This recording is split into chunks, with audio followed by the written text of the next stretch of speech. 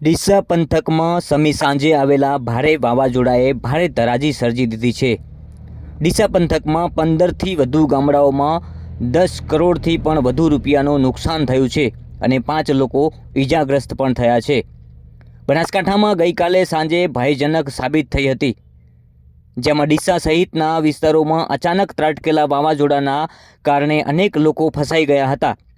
અચાનક વાવાઝોડાના કારણે અનેક ઘરોના છાપરા ઉડી જવા પામ્યા હતા, તો અનેક જગ્યાએ તબેલાના શેડ ઉડતા નુકસાન થયું હતું। ખાસ કરીને થેરવાડા, બાઈવાડા, કંસારી, આસેડા સહિત 15 જેટલા ગામમાં ભારે તારાજી સર્જાઈ હતી, જ્યાં પશુઓના શેડ, ઘરના પતરા, સોલાર લાઇટ તેમજ ખેતી પાકને નુકસાન થયું છે। નુકસાનના મારે 24 પતરા હતા। નોણી પણ બહુ પવન ભારે હતો। એમાં અમારો પીવીસી ફુવારાનો જે પીવીસી સામાન કહેવાય છે, ટાયર પંચર કહેવાય છે, એમાં ભારું નુકસાન છે। 60થી 70,000નું મારે હાલની દુકાનમાં હાલ કોઈ સામાન બધો કોમ આવે એવો કોઈ પીવીસીનો થયો નથી। કોઈ ઓઇલના ડબલા હતા પણ એ પણ ફૂટીને ઢોળાઈ ગયા। ઓકે, તમારા પતરા કેટલા હતા, પાઇપો કેટલી હતી, કેટલું નુકસાન? અમારી 4 ચેનલો હતી અને 24 પતરા હતા। તમામ પતરા ફૂટી ગયા? તમામ પતરા ફૂટી ગયા છે। સરકાર સામે તમારી માંગ છે? અમને જો સરકાર કોઈ સહાય હાલતું હોય તો એની વિનંતી છે। અમારી પરિસ્થિતિ બહુ ખરાબ છે અને નાના છોકરા છે, ભણે છે હજી સાહેબ। ઓકે, ગઈકાલ રાત્રે જે વાવાઝોડું આવ્યું કેટલું નુકસાન? સાહેબ અમારે નુકસાન 24 થી 25 પતરા ઉડી ગયા છે। વાવાઝોડું ભયંકર હતું। હું નોણીનો વતની છું।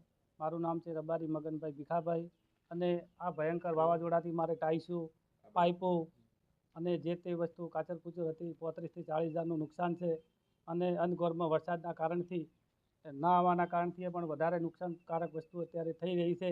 જો સરકારને સહાય આપવા અમારી નમ્ર વિનંતી છે। પતરા હતા અને પતરાની શું પરિસ્થિતિ છે? પત્ર સાહેબ અમારા 24થી 25 પતરા હતા અને પત્રની પરિસ્થિતિ બહુ કોઈ અત્યારે અમારે કોમ જ આવે એવા નથી અને 6 થી 7 ઇંગલો દોખણની બી હતી।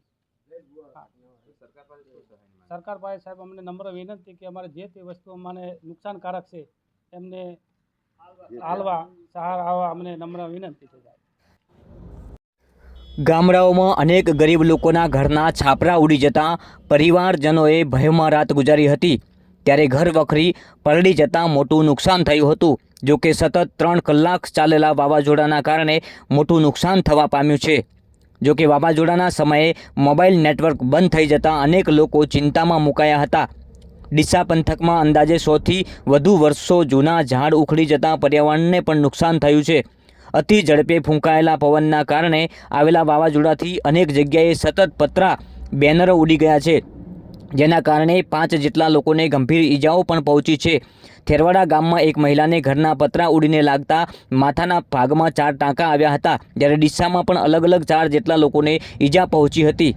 આ નુકસાન અંગે થેરવાડા અને આસેડા ગામના અસરગ્રસ્ત લોકોએ જણાવ્યું હતું કે ગઈકાલે સાંજે અચાનક એકદમ ફૂલ પવન સાથે વાવાઝોડું અને આંધી શરૂ થઈ ગઈ હતી, ત્યારે અત્યાર સુધી ક્યારેય ન જોઈ હોય તેવી આંધી આવતા ઘરના પતરા ઉડી ગયા હતા, જેથી ઘરમાં પરિવારો લોકો ભયમાં આવી ગયા હતા। ચારે બાજુ વાવાઝોડાના કારણે લાઇટ પણ ડૂલ થઈ ગઈ હતી। ફૂલ પવન ઉપર પતરા ઉડી ગયા। ચારે બાજુ અંધારું અને વરસાદના કારણે પરિવાર ભયના ઓથાળ હેઠળ આવી ગયો હતો અને મોટું નુકસાન થયું છે, ત્યારે સરકાર તાત્કાલિક નુકસાનગ્રસ્ત વિસ્તારની સર્વે કરાવી સહાય આપે તેવી માંગ ઉઠી છે। સતત છેલ્લા કેટલાય સમયથી કમોસમી વરસાદ પડી રહ્યો છે, ત્યારે અહીંયા મોટું નુકસાન થવાની ભીતિ સેવાઈ રહી છે। લોકો સર્વેની માંગણી કરી રહ્યા છે, ત્યારે ખાસ કરીને ચોમાસા પહેલાં વિનાશ વેર્યો હોય તેવા દ્રશ્યો સર્જાયા છે। હું ચૌધરી સહદેવભાઈ માધાભાઈ, ગામ થેરવાડા। રાતે અચાનક વાવાઝોડું આવવાથી તબેલાને બહુ મોટું નુકસાન ગયેલ છે। અંજાથી તમારા તબેલામાં કેટલા પતરા ઉડ્યા? કોઈ લિમિટ જ નથી, પૂરો તબેલો ખતમ।